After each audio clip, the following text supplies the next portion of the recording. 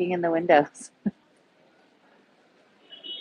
Hi, Peggy and Angela and June. So good to see you.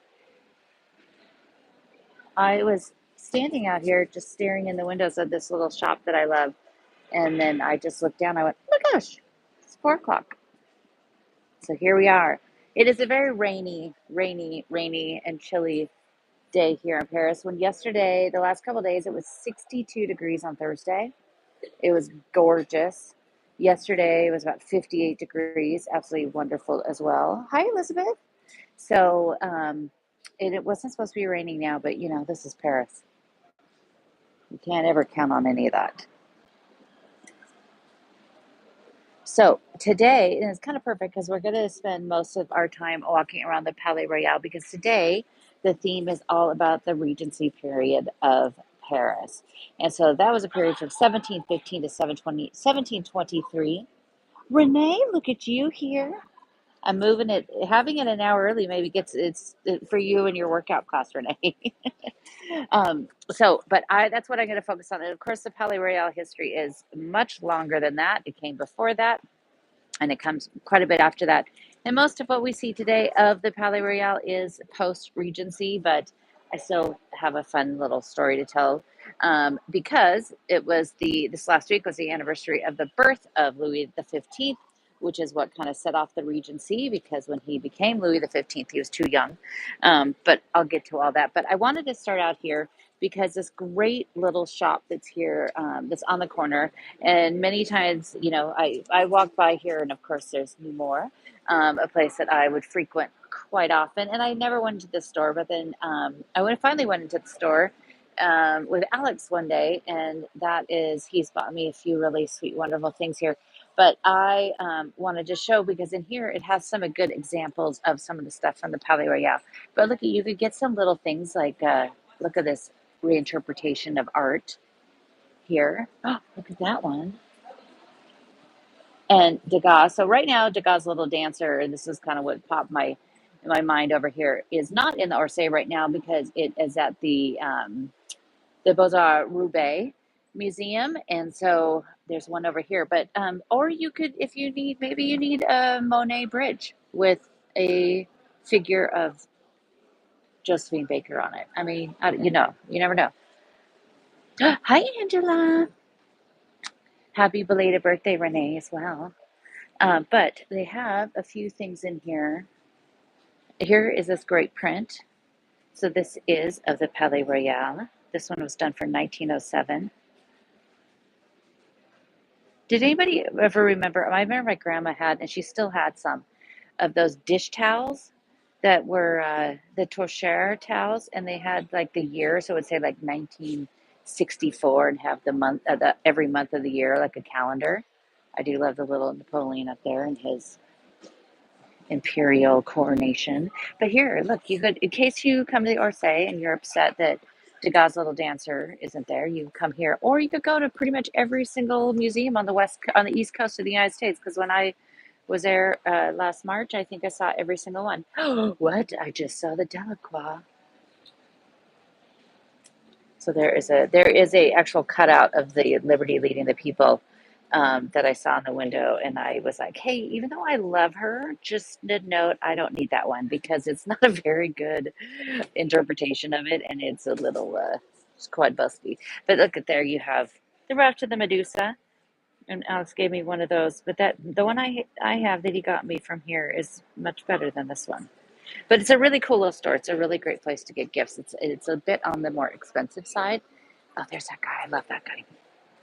He always has the greatest outfits, and he does stylizing for like commercials and ad campaigns, but he always is dressed like perfectly.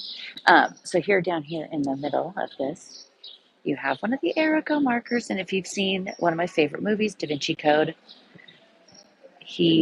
this is Tom Hanks actually steps right over this one, runs over this one.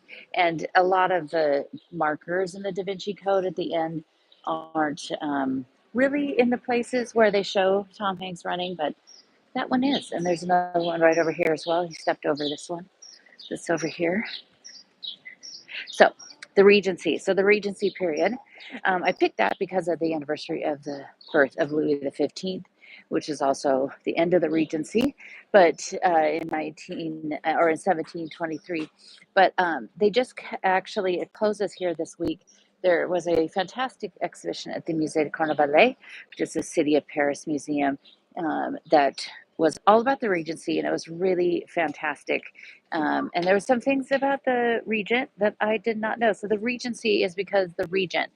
So Philippe d'Orléans became the Regent when Louis XIV died on September 1st, 1715. And when he died, Louis the Fifth, 15th, who would be Louis the 15th, he was fifth in line to the throne. But Louis the 14th lost his son, and then his he lost two sons. He lost a grandson, and Louis the 15th is a great grandson. So he ended up dying, and then Louis the 15th was only 5 years old at the time. So obviously he was not old enough to serve. This is actually because of the rain. Nobody's out here except for this one little one over there waving. This is a great time to be here. But he was only 5 years old. You had to be 13 years old plus 1 day old to be king of France. So the son, so Louis the 14th's brother, Philippe, his son was Philippe d'Orléans, and he was the one who would serve as regent, even though Louis XIV had sons, but they were legitimized sons, so they were children that he had with Madame de Montespan, his favorite, and they were legitimized under Madame de Maintenon. She's the one who pushed him to legitimize them, but because they were legitimate and they weren't exactly born from the king and queen, they could not be the king of France. So one of them, the Duc de Main, was the one that he tried to fight to be able to be in that position. But Philippe went with the parliament and kind of pushed them over and said, oh, no, that guy, nope, he shouldn't be in charge. I should be in charge. Had everything kind of changed. So he ended up becoming the regent. So we have many regents in the period of France. Catherine de Medici was a regent 3 times for her sons when they were too young. Marie de Medici, of course, was a regent when Louis XIII was too young because he was 8.5 when his father Henry IV died in 1610, and so she served as a regent. She's probably one of the most famous regents because of how she behaved and what she did. But many regents. So, but this, when you talk about Regency or Regency style of furniture, we are talking about this guy, Philippe d'Orléans. Okay, it's still written. Let me go back in here. So there's always lots of photo shoots going on here. There is a cute little store here that always has sells. Look at, I love these chairs. I want these chairs. And if you need a croissant, but everybody sells these cute little pins everywhere. The Louvre has one of Wing Victory, but they have some great little things in here. This is the Constitutional Council is located on this part. So the Palais Royal now is a governmental seat. So you have the Ministry of Culture that's over on this backside here. And then you have, of course, the Comédie Française that is here. Look it up there. Look at that. That's great. So the original Palais Royal goes back to Cardinal Richelieu, and it was the Palais Cardinal.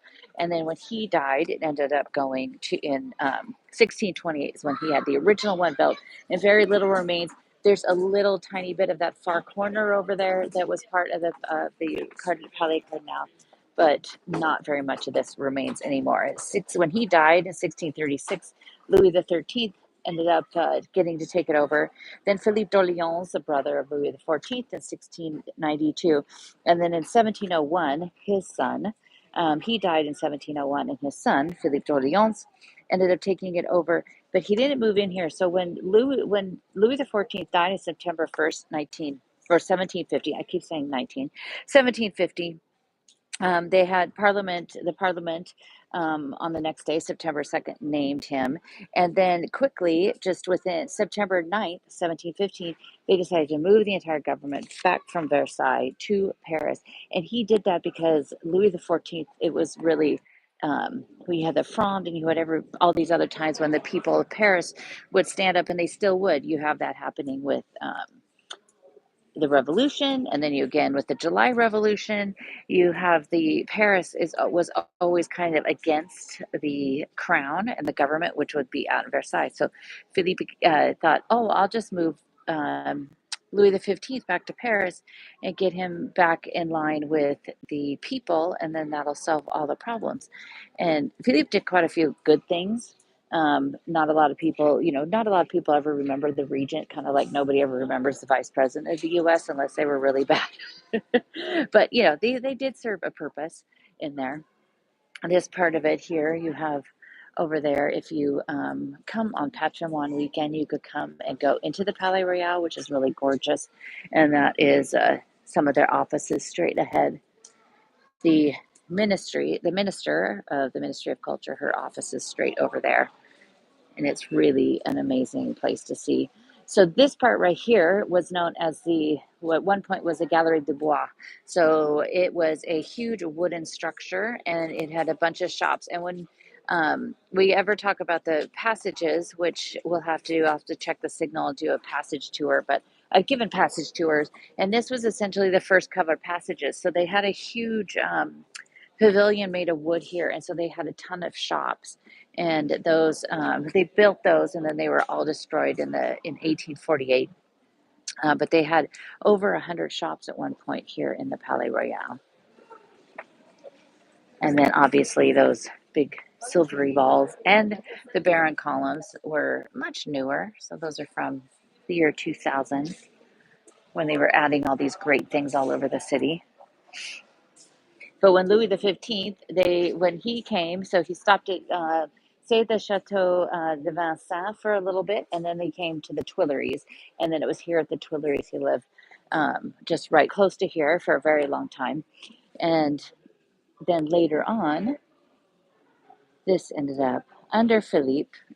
This became the Palais Royal became the place to be in Paris because it was kind of debauchery, gambling, prostitutes, all the good fun stuff here, because when the Cardinal Richelieu had it, he put in his will that it would always have to be a royal palace. And so because it was a royal palace, the police and the army was able to had to stay out of it, so they could do basically whatever they wanted and get away with whatever they wanted here, and they just had all the fun here. And later, it got even worse because under the revolution, this is where people came and they were plotting to overthrow the king. And this is where Napoleon supposedly lost his virginity to a prostitute on one of these upper floors. And then this is also later the Grand Vefour, one of the oldest restaurants in Paris, which is fantastic, where he proposed to Josephine. But look, nobody is out here because it's so wet. We'll head over to this other side because this is kind of the quieter side. But when the Regency started, the Parliament had a meeting, which was on the Ile de la Cité, which is in the middle of the courthouse, where the courthouse is now. They used to have that's where the Parliament was, and it was called the Lit de Justice, so the bed of justice. And so it was a big meeting that they had, and then that's when they officially proclaimed. We also have a bunch of daffodils blooming right now, and there's little tiny buds on those trees over there, the magnolia trees, which is quite exciting. But that's when they proclaimed the regent's official power, and then they would later, in 1723, also proclaim that Louis XV was of age to rule. But instantly, when Louis XV became the king, even though he was 5. When they moved into the Tuileries, they had everybody here to educate him. So they educated him history and religion and everything. And because Philippe was very famous for being he was quite the party guy, but he was an atheist. But he was really supportive of the arts and an artist himself, which was really cool to see at the exhibition because it actually had paintings that he did. Paintings up there. you now have here, it's all these very fancy little shops here. So, especially on this side, there's a lot of shoe places here. My Louboutin store is very close to here, but not in here. But there's a Manolo store. But look at, I love all these colonnades in here. There's 87 columns that go all the way around here. The original, the columns on the outside were added by Louis Philippe much later.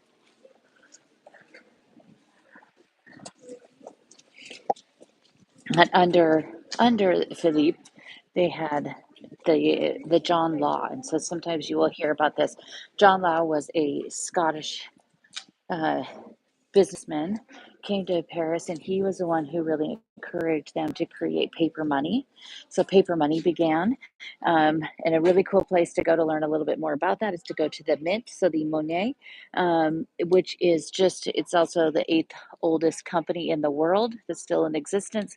And it's just right on the edge of the left bank, right above the Seine, right above the Pompier boat. Because I'm sure that should be a landmark you have on your calendar or your maps. And that will tell, it tells you all about about all the different creations of money and the paper money and the coins and who did it and which ones were the Louis and all that stuff. It's a really, really, really cool place. Um, but John Law, he pushed that they have paper money, but he also could push that they consolidate the trade companies.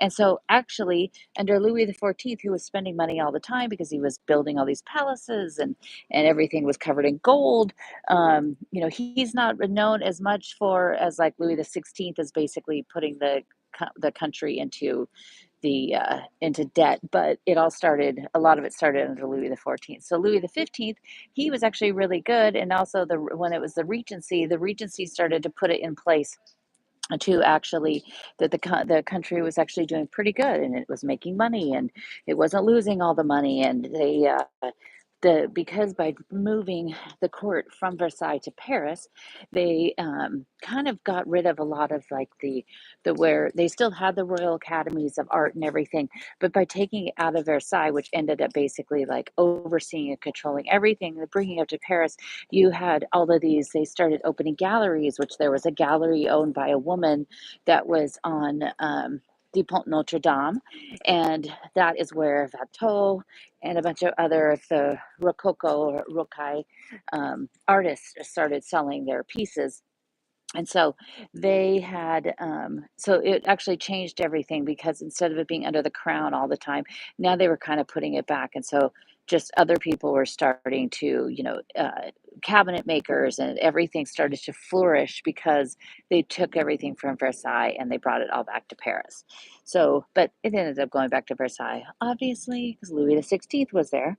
But it became more of individuals and stuff because they consolidated all of these companies. So it actually did. The Regency period was really good. When I saw that the fact that I mentioned that he was an artist himself, he did all these really fantastic paintings. But he did this painting series about Daphne and Chloe, which is a medieval or a mythological a story. He had his daughter pose for Daphne, and Daphne also one of my very favorite flowers and smells that there is, and they do not have that here, which is very sad. Big Pacific Northwest thing, and I'm sure it's probably blooming right now. I'll have to see if my mom has smelled any of it anywhere. It was my grandpa's favorite, and it always literally stops me in my tracks as soon as you smell it way before you see it. Look at that cool necklace. Oh, it's only €10,000. Look at those. Wow. Holy moly. I mean, how are you wearing that thing? I think you'd have to be a giant chunk of wood to hold up that necklace. Um, but he did these amazing, and so they actually had the tapestries at the Carnavalet at this museum or this exhibition. It was really, really cool. But he also wrote operas. He danced in the ballet. Look at that, danced in the ballet. So Louis XIV was really known for loving the arts. But the Regent, and I think the Regent, because he was so into the arts, he really inspired Louis XV. Because under Louis XV, you had Madame de Pompadour, you had. He started building all the buildings all over the city. You had the way that they really looked at the way they laid things out, even more so than Louis XIV. So it was, you definitely see how Louis XV was inspired by the Regent. And it is chilly. Such a change in one day. Come over here. But it was also when the Enlightenment began. So you had Voltaire. Voltaire actually did not like Louis XV. He would write these pamphlets against the king. And he, at one point in 1717, got tossed into jail when it was still under the Regency. He went to the Bastille for a year. When he came out, that's when he changed his name. He was then, from then on, known as Voltaire. But Montesquieu, all those guys. So it really, the arts really started to flourish when Louis XIV was like, unless you remember the Royal Academy and you had your stamp of approval by Louis XIV, you weren't really, you didn't go much further than that. So it was really great that under the Regency they started changing all of that. But look, you can see all the way back here.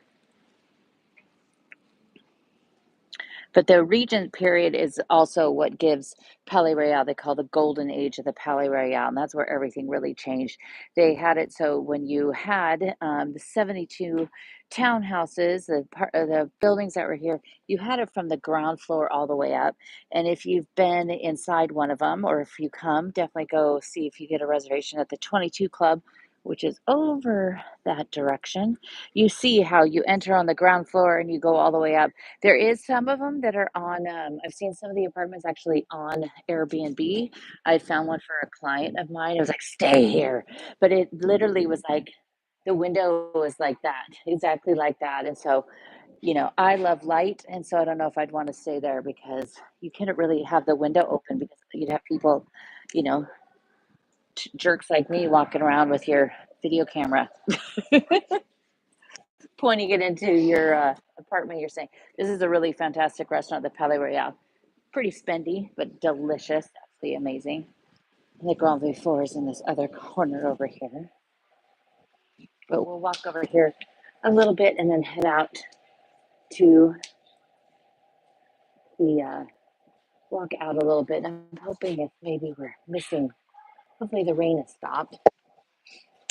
But when the Regency was here, they had the opera house. So the first opera house that was here is where Moliere performed. And then that one caught on fire, 1668, and they rebuilt it. And then that one caught on fire as well, in 1763. And they wanted to have a pump house. So they built a water tower just outside, kind of at the Palais, close to the Place Colette, but not in a water tower where, we think of a water tower in the US. It was actually a beautiful building. I love that this kid's just closing all the gates. It was a water tower that looked like a building, that looked exactly like this. It had these flat columns on it and facade, and the water came from the Samaritan pump, which is at the Pont Neuf, and so they had it there, and then that was destroyed in 1848 as well. But look at this. There's little tiny buds. There's a lot of people, and I've seen that they've had little blossoms and things blooming already in their gardens here. So hopefully it being almost getting close to the end of February, getting close to March. So here's the Grand Vifour, which I had the most wonderful experience on my first trip. This is actually one of the actual oldest ones. Don't believe the Procope and their story of saying they're the oldest when it's actually was just a 7-Eleven, as I've told many times. It's closed today, but you could see in here, kind of, maybe. Yeah. So see that, not the one right under the window. Was it this one? Maybe it was this one I sat in. Yeah, I think it was this, that very first one with the kind of gold pillow. That's the seat I sat in. That's Colette's seat. So that's where the wonderful writer Colette, that was her normal seat. It was Jean Cocteau. So we're gonna go head out this direction. But it is used to just be a very fancy multi-course menu, and that was it. And that's changed with COVID. They changed that. So you can still do that. And if you're going to go, you really should do that. But this back here, this is Maceo, this restaurant. It's a sister restaurant of Willie's Wine Bar. And I just went there this week. I go to Willie's all the time. But I am organizing a big event for a friend and client's 50th birthday coming to Paris in April. So we're renting out part of the restaurant. And so I went there and it was fantastic. So definitely go to Willie's, but also go to Maceo. Um, Same people, but completely different menu. But it was really, really great. In the last couple of weeks, we've been over in this area because last week we did Visconti. And next week I have something special planned that I'll tell you about here at the end. And it also has something to do with tomorrow's podcast episode. It is raining. Give me 1 second. I need one of those. I tried to tell Alex to come with me to hold the umbrella. He wasn't too excited about that idea of just holding the umbrella, but he was working. So here's my newest favorite part of the INHA. We're gonna head around the corner here, down past a beautiful building, another amazing building to come into on that weekend of September. The Gallery of Vivienne here. Oops, sorry. Other direction. Oops.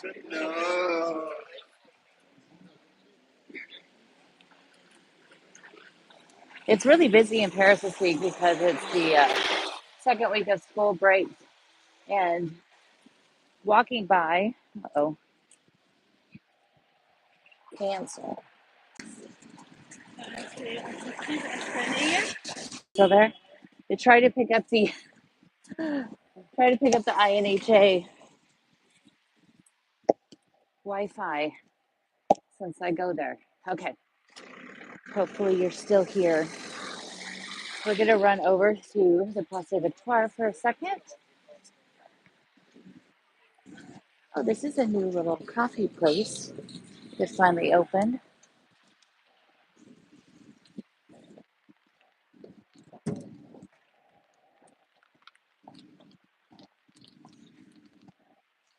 So there's not a statue of Louis XV. There used to be one at one point, but that was destroyed during the Revolution. And of course, there's no statue of Philippe d'Orléans, but we do have a Louis XIV here in the Place des Victoires. I'm going to bring you over here because this is where a gentleman that made a lot of the cabinetry in the Regency style and for the Regent, he lived just right over here. Oops, I keep hitting that little button.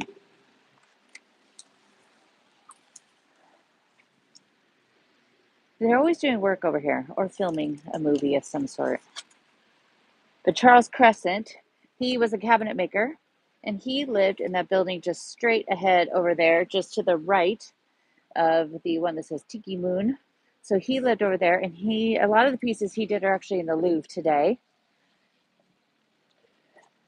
One of the coolest things I saw, and I will put this picture in my Instagram stories. There was a painting that showed the Lit de Justice when they voted on the Regency, and it had in this painting, because it was a painting depicting that, you see little Louis up in the kind of up in the upper balcony.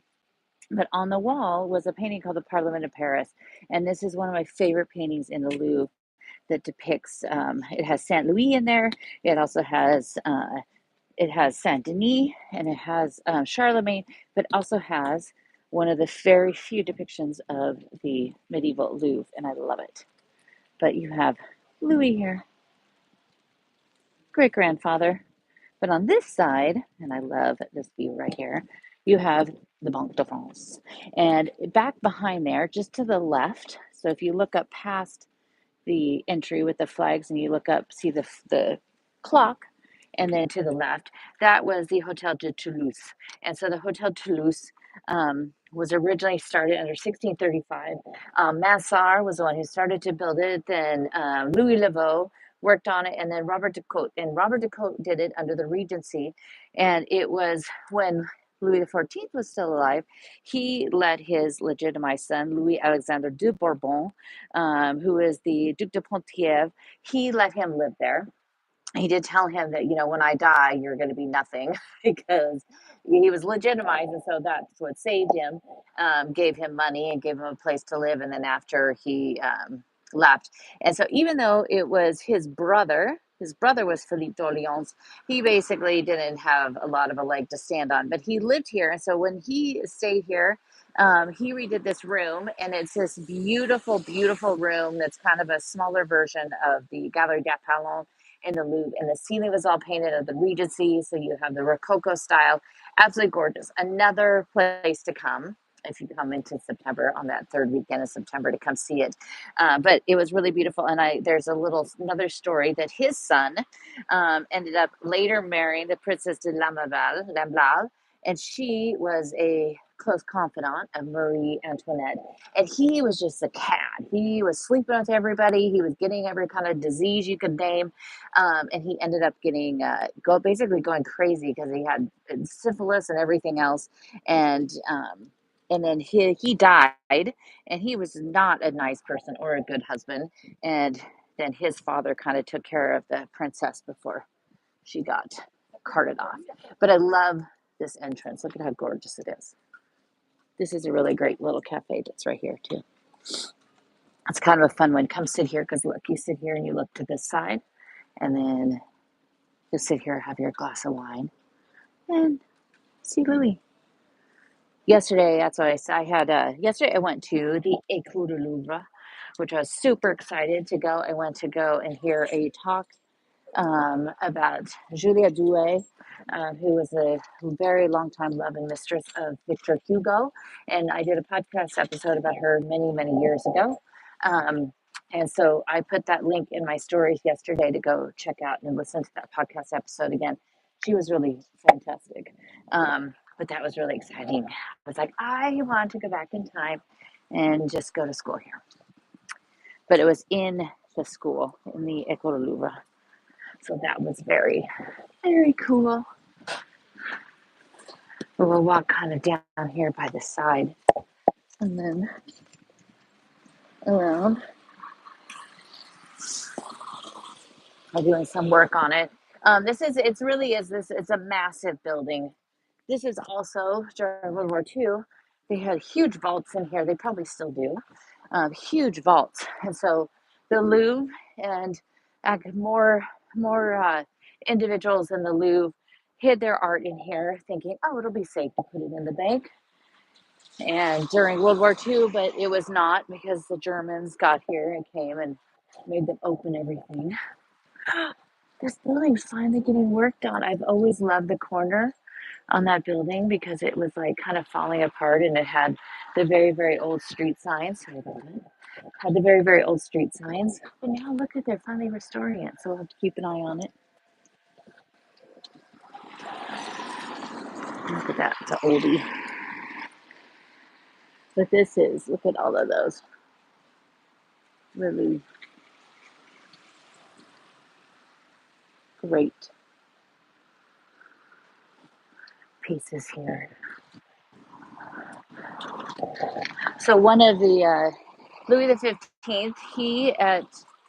when he was 11 years old, he was betrothed. This the the the Infanta de España was betrothed to him. She was 3 years old, and when she was 5, she was brought to Paris. And so there's a few episodes in French history that are known as the exchange of the princesses.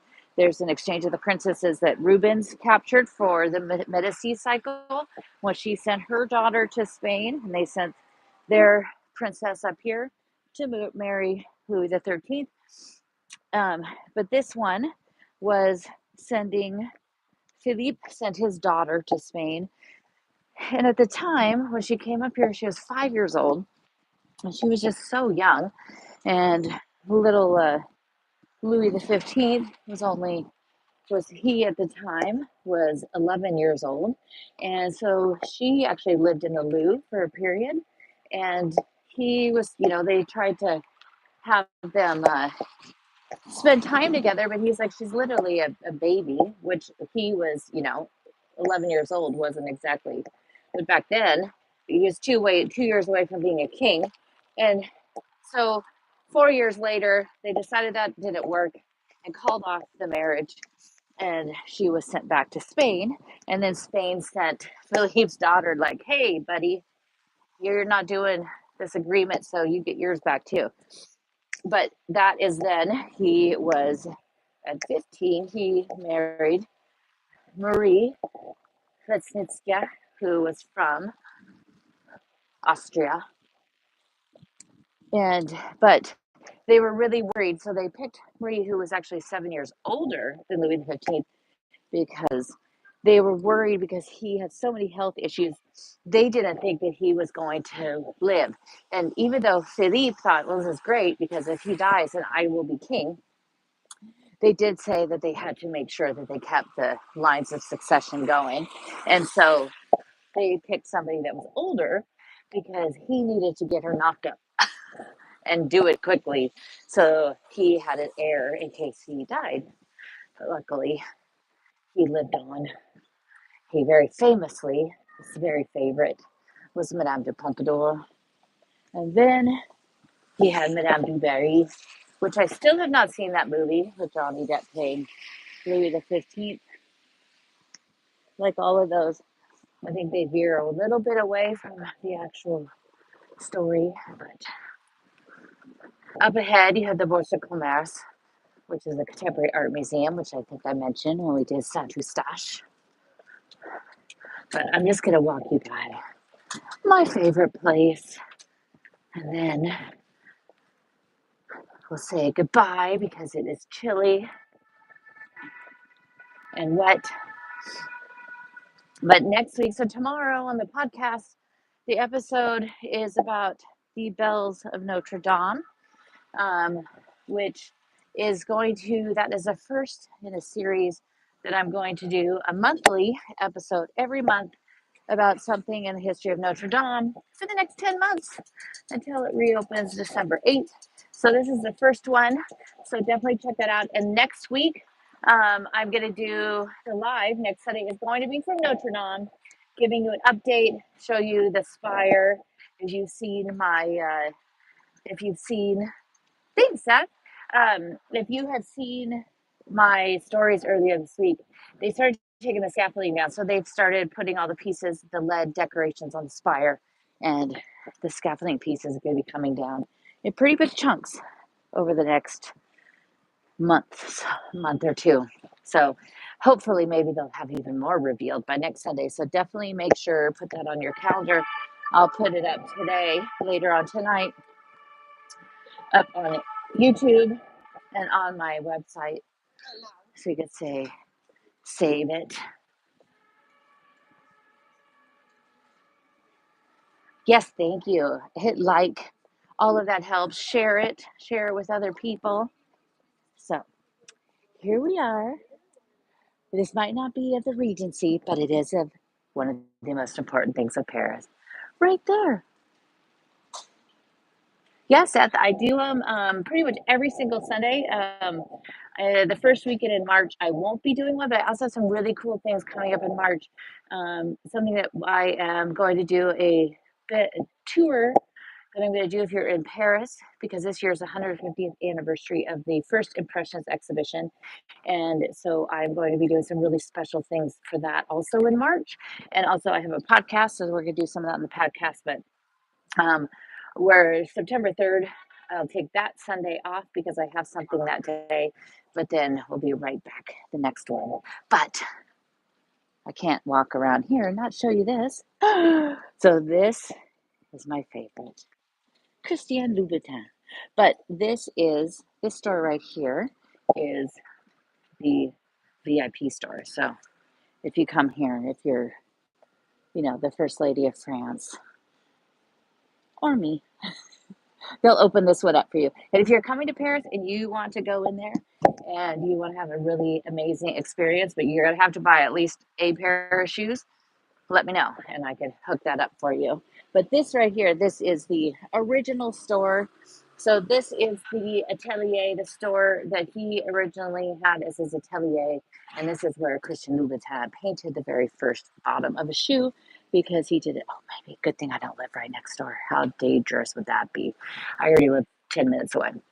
But this is where he picked up the red nail polish from a gal's desk and painted the bottom of his shoe. And so this is the only place that I will buy my shoes because it's in first place. And Christian actually lives really close to here. And so my dream is to see him in there, which I will do. It will happen. But it's beautiful. There's some really pretty little shoes in here right now. But this is the Passage Vers Dodo. And then this side here is the men's store. And the men's actually has some really great shoes too. They have some things in there that I'm like, oh, I want that for me. Those are kind of cool. They look kind of almost like a reptile and they're suede. These are the men's ones. So, but I love this here. Maybe I'll walk you down this cute little walkway over here. But straight ahead, if you keep going straight ahead, if you've watched that TV show on Netflix, Call My Agent, or in French, it's 10%. They use this building right over here as they use the facade as their office. And every time I walk by here, which is a lot, I think about it. But look at this cute little passage. I love this little walkway. And I can pause over here, see if you guys have any questions. But definitely check out the podcast tomorrow about the bells of Notre Dame. This story and the history of the bells is pretty fantastic. And then don't miss next week. And if you make sure you are subscribing or follow me on Instagram, because my Instagram stories is where I put a whole lot of stuff every single day of things in Paris that I see. But right over here, let's hope it's still here. It is, but look at this. Here is one of my favorites. My favorite little street artist, Charles de Castebajac. And this one's actually in pen, which you don't see very often. I love that. This is a great little cafe. Roxanne, if you're watching, I know you like that one. But they have a really great croque madame. Oh, I mean, I hope they're okay. But look what we have here. Oh, is this a little car accident? Taxi car accident? Hi, guys.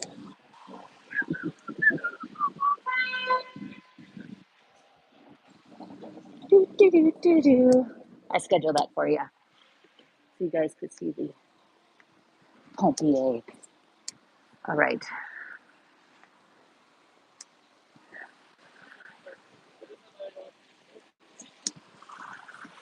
So here it is. That is in Call My Agent. That is what they use as the facade. It is not the building they film it in because they do many. Oh yay, blue sky! They do a few times where they have parties on like the rooftop, and that's definitely not that building because I've seen it from higher above, and that's definitely not it. Okay, let me just see real quick. Cheryl, oh, it's snowy. Is it hot or raining in May to visit?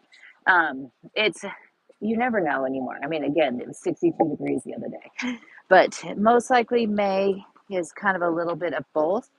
It could be a little wet. You never know, but there's also lots of holidays, which doesn't really affect anything except for May 1st. May 1st is the only holiday that affects anything. But if you're coming, let me know if you want to do a tour. I could help you.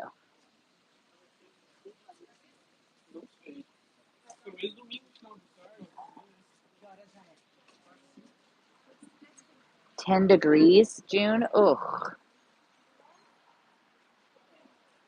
that is not fun. Yeah, I saw that it was yesterday in like New York and stuff. It was snowing, and we were like so nice and sunny and gorgeous. Oh, hi, Catherine. Yes, I don't see your favorite Olivier though. There's a lot of new. There's a couple new people there. I need to go find out what's going on. I haven't seen Bruno lately when I've walked by, so I'll have to do some investigation. All right, guys. Well, I am going to sign off there, but do make sure that you join me next Sunday, same time, same bat channel, 4 o'clock next Sunday, to um, check out a little update on Notre Dame, and I'll give you updates about where they are, what's going on. It's very, very exciting. I cannot wait. I cannot wait to be back in there in less than 10 months now. It's going to go really fast, and it's pretty fun to see everything that's going on there. And so I need to definitely check out. I've never been to this place called Chez Claude. I really feel like I've always needed to go there since it's basically my name, but I still have not made it there. And that little pharmacy there is a really great one. That's where I always get my toothpaste, or not my toothpaste, but my toothbrush. That you could either get a navy blue one or a red one, and then the bristles look like a French flag, so they go blue, white, red, and I love it. And I always have to get my blue, white, red toothbrush there. All right, guys. Well, thank you so much. I am going to sign it off right here. And hopefully, just make sure to check out the episode tomorrow on the podcast. It's a really good one. I really love it. All about Notre Dame. And join me next week. And if you're coming to Paris, definitely send me a message if you want to do a custom tour. All my tours, I know I never actually mentioned any of that. All my tours are private and customized just for you. And I could pretty much do anything in Paris that you want. Um, and also, we have abilities to do some of it in a dishevel now too, which is kind of fun. So let me know if you're coming to Paris. You can check my website, ClaudineHemingway.com. And thank you guys again so much, and have a wonderful rest of your Sunday. And you guys have a holiday tomorrow too, so have a nice holiday. And hopefully you all have a day off. And I will see you next Sunday.